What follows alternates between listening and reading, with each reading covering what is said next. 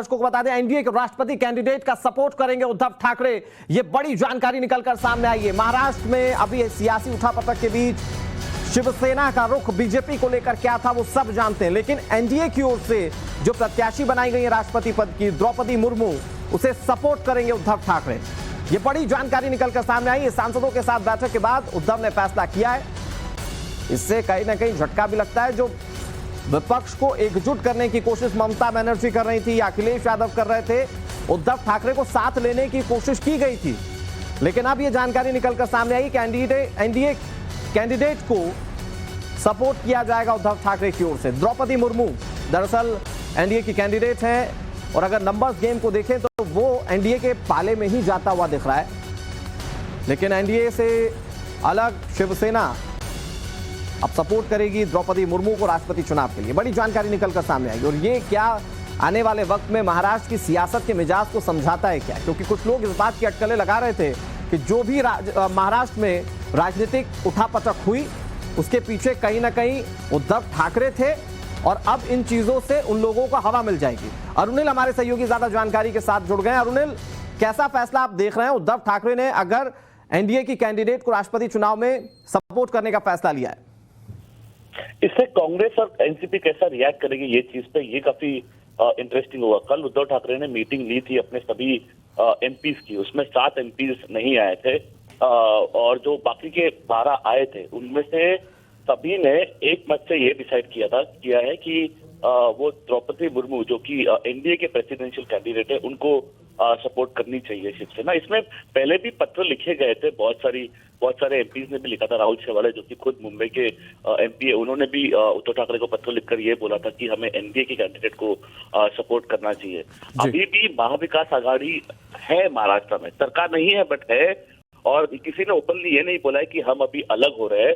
तो अभी ये देखते हुए कि शिवसेना, उद्धव ठाकरे की शिवसेना पार्टी भी बीजेपी की तरफ झुकाव कर रही है, तो कैसे कांग्रेस और एनसीपी इसको रिएक्ट करेंगे? अरुणिल, लेकिन हमने ये देखा कि जो राजनीतिक घटनाक्रम पिछले दिनों महाराष्ट्र से सामने आया उसको लेकर एनसीपी के कुछ नेता दबी जुबान में ये कह रहे थे कि हो सकता है कि जो भी तमाम चीजें हो रही हैं उसके पीछे उद्धव ठाकरे का हाथ हो।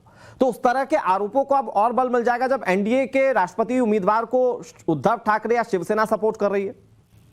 ये सही बात तुमने बोली, क्योंकि एनसीपी के ही नहीं कांग्रेस के भी काफी नेता तभी आवाज में ये बोल रहे थे, मीटिंग में भी ये बोल रहे थे कि ये हो सकता है कि मुख्यमंत्री एकनाथ शिंदे ने जो किया, इतने सारे विधायक उनके साथ चले गए, तो ये एक उद्धव ठाकरे का भी हाथ इसमें हो सकता है, ठाकरे का। ठीक है, बीजेपी नेता राम कदम हमारे साथ जुड़ गए। अरुणिल, उनका रुख कर लेते हैं। राम कदम जी, बहुत बहुत स्वागत है आपका टाइम्स नाउ नवभारत पर।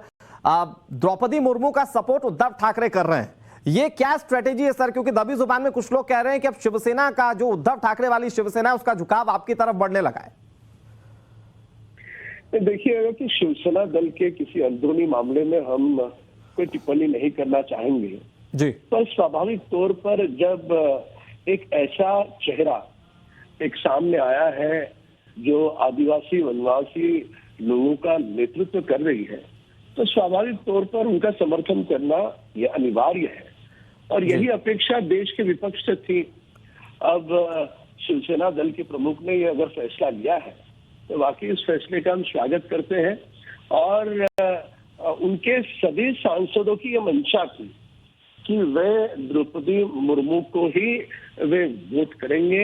एक ऐसा चेहरा जो भारतीय जनता पार्टी ने देश के सामने लाया है कि जिस तबके को अब तक वे न्याय से वंचित है, तो उन्हें न्याय दिलाने का एक बहुत बड़ा जो फैसला, उनका समर्थन करें, क्योंकि ये द्रौपदी मुर्मू जी का समर्थन नहीं है जी, ये देश के उस अंत्योदय के उत्थान की बात है, उस वनवासी का समर्थन है, उन आदिवासी तबके का थी जो पूरे देश में विपक्ष के उम्मीदवार को बहुत मजबूत करने की बात अपनी ओर से कह रही थी, और महाविकास आघाड़ी अभी भी अस्तित्व में। तो एनसीपी की लाइन बिल्कुल अलग और जो शिवसेना की लाइन वो बिल्कुल अलग। उनकी क्या विचारधारा रही है ये भी हम जानते हैं और उनके दल के नेता सर, ये तो एनसीपी जो सोचती है, वो जो सोचती है वो तो उद्धव ठाकरे भी जानते थे, बावजूद इसके वो एनसीपी के साथ होकर सरकार बनाने लगे और फिर अब राष्ट्रपति चुनाव में अलग हो गए। तो असल में समझने वाली बात ये कि ये अलग अलग क्यों? ये क्या बिखराव की कोई स्थिति आप देख पा रहे हैं? बिखराव तो सारा देश देख ही रहा है, क्योंकि उनके सारे सांसद, उनके सारे विधायक तो पहले दिन से एनसीपी के साथ सत्ता साझा करना उनको रास नहीं आया। वो कहीं न कहीं स्वर्गीय बाला साहब ठाकरे जी की विचारधारा के साथ उन्होंने समझौता कर लिया था, ऐसे उनके अपने विधायकों का कहना है, उनके सांसदों का कहना है। तो शायद इस बात को हम थोड़ा सकारात्मक रूप से यदि ले तो अपने सांसदों का और विधायकों का सुनना शिवसेना नेता ने आरंभ किया है। यह ऐसे भी इसे ले सकते हैं और थोड़ा आगे जाकर के यह भी ले सकते हैं कि शिवसेना दल ने जो ये फैसला किया है वाकई ही वनवासी और आदिवासी भाइयों के विकास उनके हित में ये फैसला किया है। खैर इस बात को नकारात्मक दृष्टि से न देखते हुए एक स्वागत की दृष्टि पॉजिटिविटी से जुड़ा एक सवाल पूछता हूं मैं आपसे, तो क्या ये दरवाजे बीजेपी के लिए, बीजेपी गठबंधन के लिए खोल देते हैं शिवसेना को? नहीं, देखिए महाराष्ट्र में सरकार हिंदुत्व की विचारधारा वाली आ चुकी है जी। वो शिवसेना के विधायक हमारे साथ आए हैं जो हिंदुत्व की विचारधारा को मानते हैं जी। वो शिवसेना के विधायक हमारे साथ आए हैं जो स्वर्गीय बाला साहब ठाकरे जी की विचारधारा को मानते हैं। तो पूरी तरह से हिंदुत्व की विचारधारा वाली शिवसेना महाराष्ट्र में हमारे साथ है। उस दल के प्रमुख जो है एकनाथ शिंदे जी मुख्यमंत्री बने हैं, देवेंद्र जी मुख्यमंत्री बने हैं।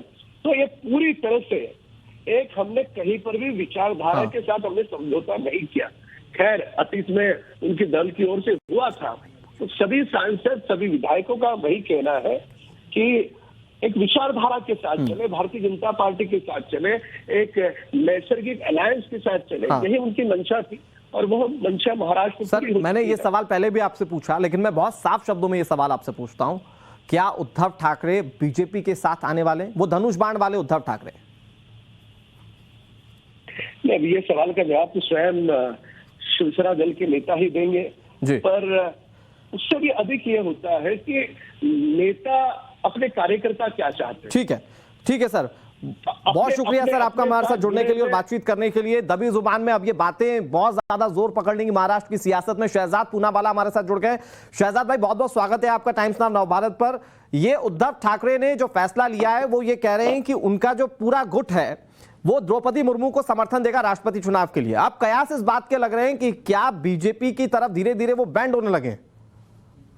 नहीं, मुझे लगता है पहले तो ये औपचारिक रूप से कहीं घोषणा हुई है, मैंने देखा नहीं है, परंतु यदि ये औपचारिक घोषणा होती है तो इसका स्वागत हम करते हैं। हमने तो पहले दिन से एनडीए ने कहा था कि हमारी जो प्रत्याशी है द्रौपदी मुर्मू जी, वो प्रत्याशी एक ऐतिहासिक एक कैंडिडेसी है क्योंकि पहली ट्राइबल महिला होंगी जो राष्ट्रपति बनेंगी, तो इसलिए हमने सबका स्वागत किया है। और अगर सभी लोग इसमें, सभी राजनीतिक दल उसको अपनाते हैं और इस पर समर्थन देते हैं तो हम उसका स्वागत करते हैं। परंतु ये भी बात सामने आई है कि कई सारे सांसद जो उद्धव जी के साथ है वो इसकी बात की मांग कर रहे थे, तो मुझे उम्मीद है कि सभी लोग इनका समर्थन करेंगे और इसमें मुझे लगता है कि सभी को एक साथ आकर इनके कैंडिडेसी को सपोर्ट करना चाहिए। अब सवाल शहजाद ये रह जाता है कि जो महाविकास आघाड़ी में दो और उनके साथी हैं कांग्रेस और एनसीपी, वो तो कम से कम शिवसेना के साथ आते हुए नहीं दिख रहे हैं। बहरहाल इस गठबंधन का क्या होगा, सवाल वहां पर भी छूट जाता। बहुत शुक्रिया शहजाद आपका हमारे साथ जुड़ने के लिए।